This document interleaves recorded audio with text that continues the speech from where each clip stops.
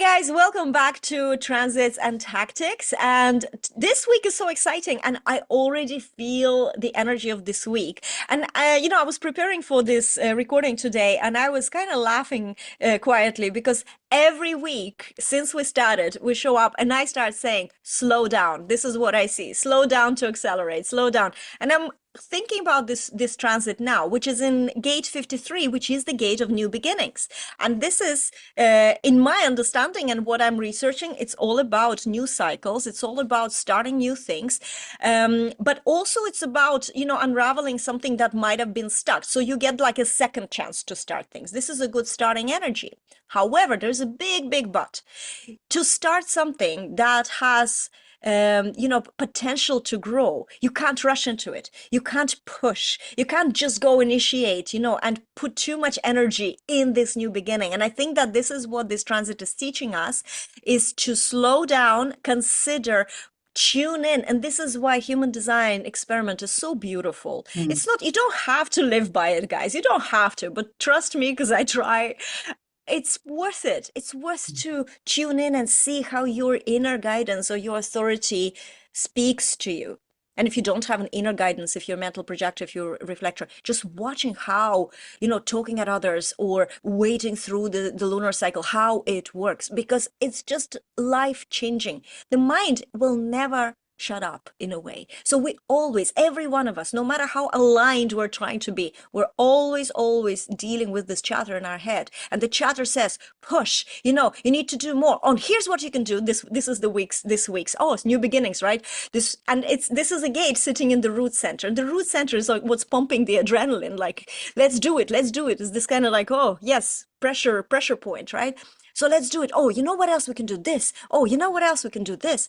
And there's two ways it can, where it's rooted. I'm going to use the same word. It can be rooted in scarcity mindset. This is what I see. That's where the danger is. Sometimes you can say, oh my God, I have no clients. I need to get more clients. And summertime is for coaching business. Not many people actually sign up, I find. I usually focus on my visibility activities. I mean, there are clients, but it's just not as, people kind of relax in the summer. So you're kind of saying to yourself, oh my God, what's going on?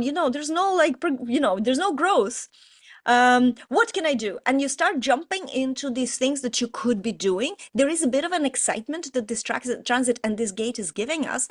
But is it the right way to enter this project when you're coming from this, scarcity mindset where it's like, I don't have lack mindset. I don't have clients. I don't have this, so maybe I can do this.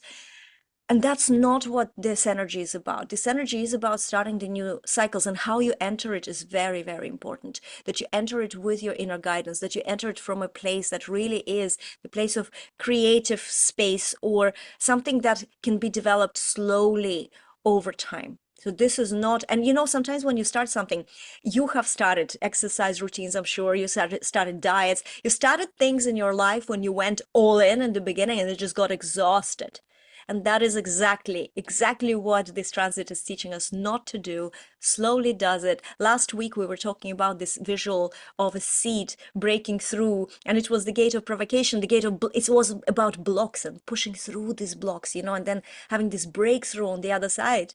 And so this is now, this start, this beginning has begun. However, the seed, the plant takes time to become strong, takes time. It's gradual. It's not like boom and all of a sudden we are ready for harvest. No.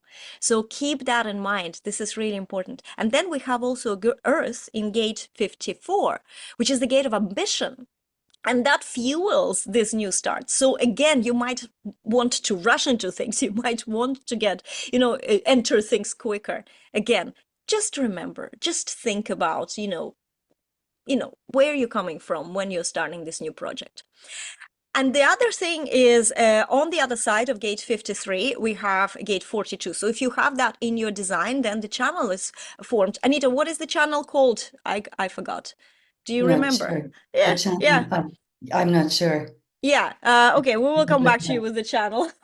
This is the thing, I don't actually, this is very transparent because I'm not a human design reader. I don't remember things off the top of my head. Plus I have non-existent memory. But 42 is the gate that in this time, if you have it in your design, this channel will help you actually get stuck into something, and and you will feel really good with this new starts, and it's a genuine kind of energy. So there is a bit of a support, in your own design, energetic support for this new beginnings. Again, check in that you're not starting anything from the lack or scarcity mindset or just rushing into things.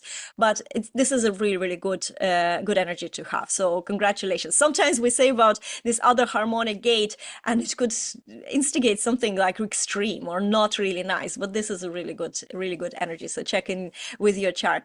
Anita, how are you feeling during this transit? What are your thoughts? Absolutely. I actually have this energy myself as well. So, and I think it's a great energy. But for me, with ideas and everything as well, it might be, oh, I need to start this, I need to start that. And I leave a trail of destruction of unfinished things behind me. So it's an energy that you're growing gradually, as you said, rather than growing unfinished business, right? So you just need to be Mm-hmm. careful. But the big thing that I wanted to bring to today was giving this whole theme a context with Pluto at the moment. Pluto moved into Capricorn in 2008, and it's now moving out. We're literally in the last 6 months of Pluto being in Capricorn. It'll be into Aquarius by November. But what it has done, it was challenged the systems, it challenged top-down authority with respect to how the world lived. Now, the root center is tribal. So, how we learned in religion, how we learned in business, how we learned in banking, how we learned, the systems that supported us. And what have we seen, right? In Pluto or in the Capricorn, we've seen it started in 2008 with an economic crisis. We moved Mm, into business crisis, banking crisis, realtor crisis, even a global, and it is global health crisis with COVID. And now we're in a political crisis, let's face mm, it. Like there's a lot of countries that are on the verge of going back to that top-down authority rather than where we're moving, which is into Aquarius, which is by the people for the people. yeah. But that also means that this Cancer energy has got a huge clear out. So on a personal level, this is about work-life balance. This is about stop slaving for others and running around like a headless chicken for your job, for your family, for your tribe, and start defining your priorities based on your inner guidance and your decision strategy, right? So with this 53, 54, managing each other, it's actually 54 is ambition, but it's spiritual ambition. It's soul growth. It's a drive to want to grow as a human. It's a natural drive for us. So to me, it's how spirit, the starting, how I bring my soul desire into reality.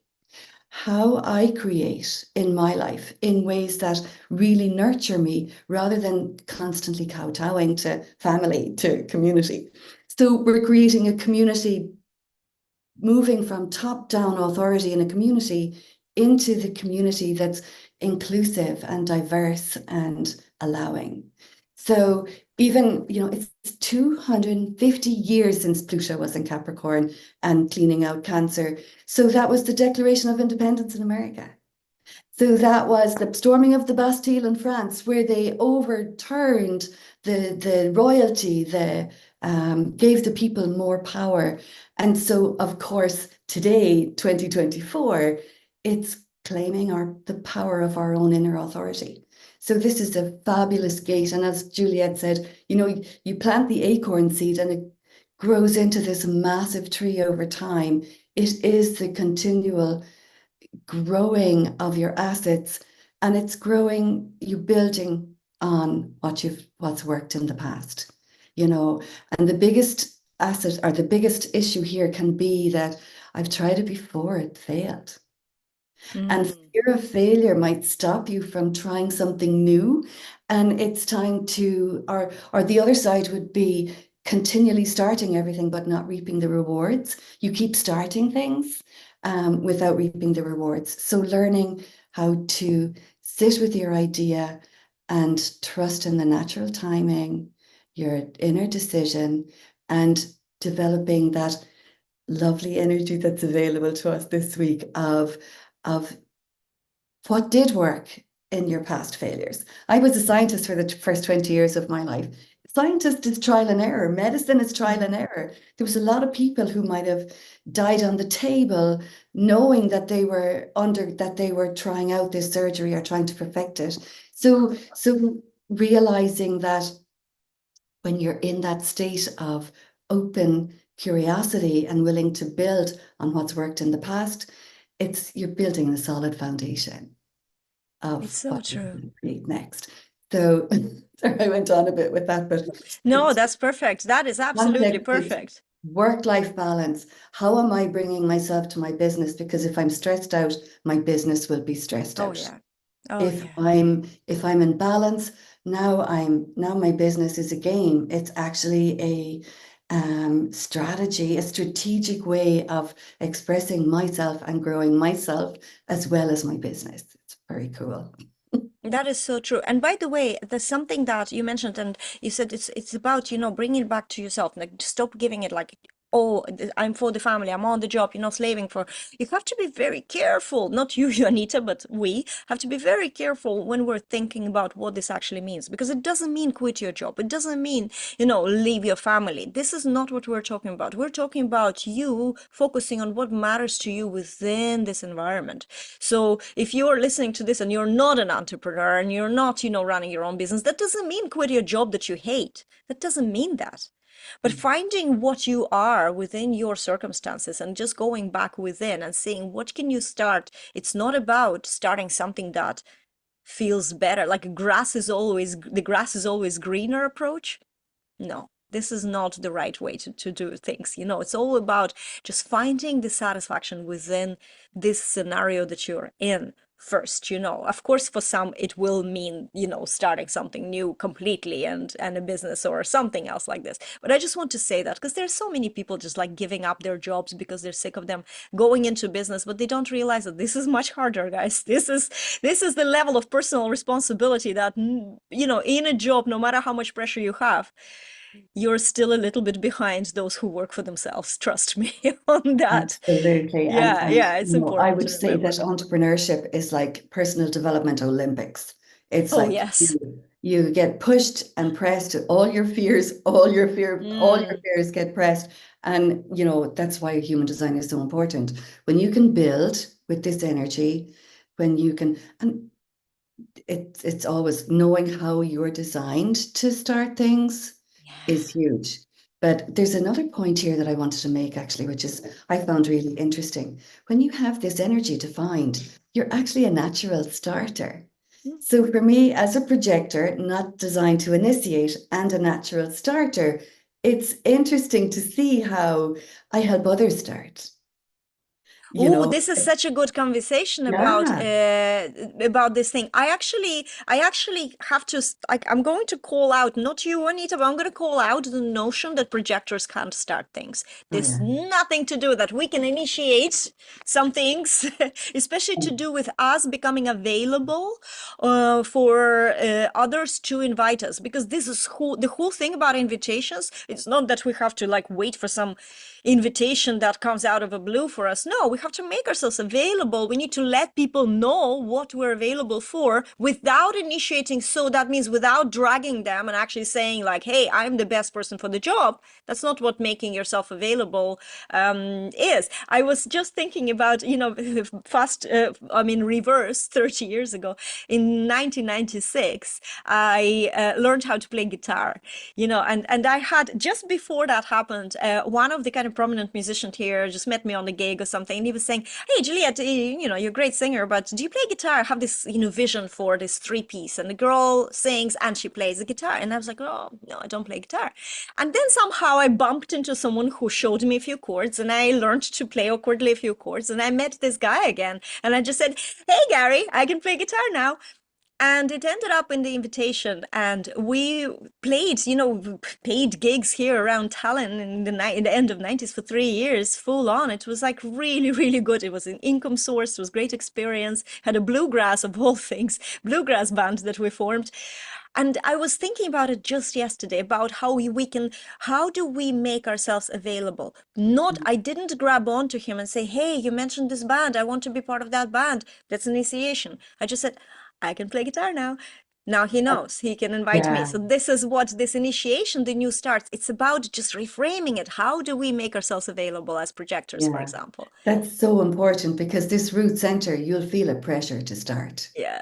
So you Oh need to yeah. be able to know how to work that pressure. But also with this gate, what I noticed, or with this energy, what I noticed with my clients is um, when you have that gate 53 defined on your chart, you're actually a natural project beginner, project initiator. I had a client who had the gate um, 53 and not 42. 42 is the finisher. 53 starts, 42 brings it to fruition. And they were in a project manager position and they hated it. They couldn't, and they couldn't understand why they hated it. And it was because they needed it to be in project startup, not project completion. And when they changed and realized, oh, I need to be in startup type of energy, they thrived. They thrived. It was the same engineer. It was just how they were designed to start things or initiate things was what made the difference between job satisfaction and hating their job. It That's was it.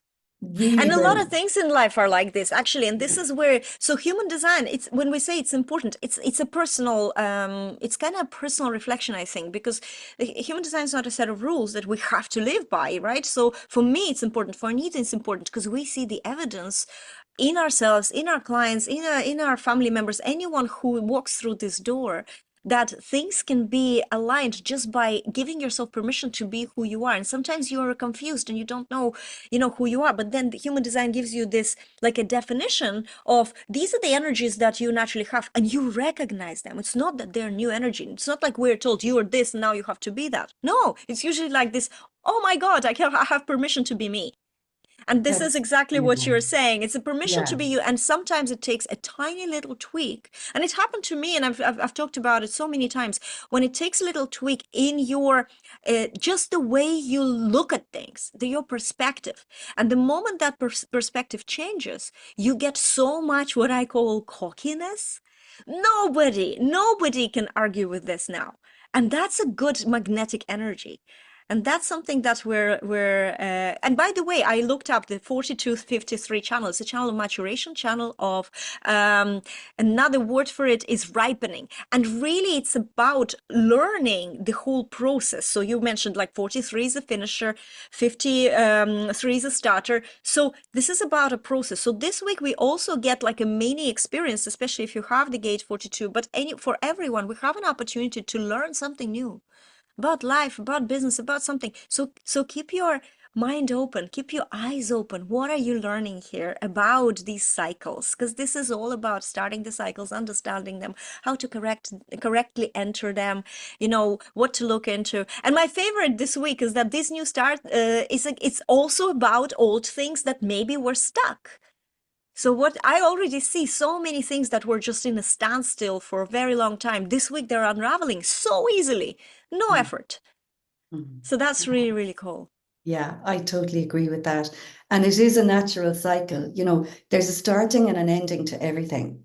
That forever, what is it, happily ever after is Yes. a concept. This is like there's a start and a finish to everything.